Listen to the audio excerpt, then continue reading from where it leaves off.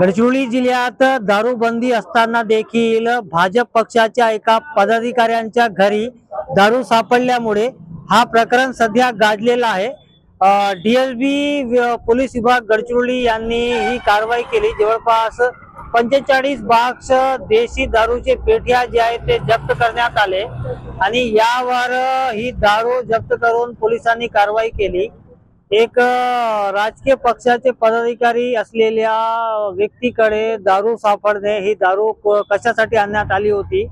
जिल्हा परिषद निवडणूक, नगर परिषद निवडणूक सध्या गडचिरोली जिल्ह्यात आहे।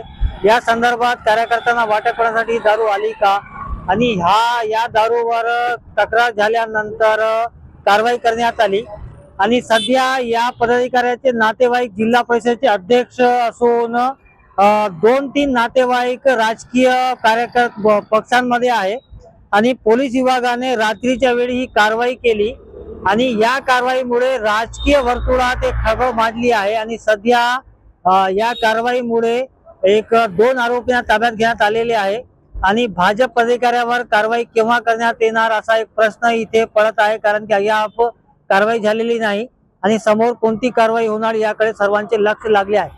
कॅमेरामॅन सोहेल पठाण सोबत मेमडी इरफान, TV9 गडचिरोली।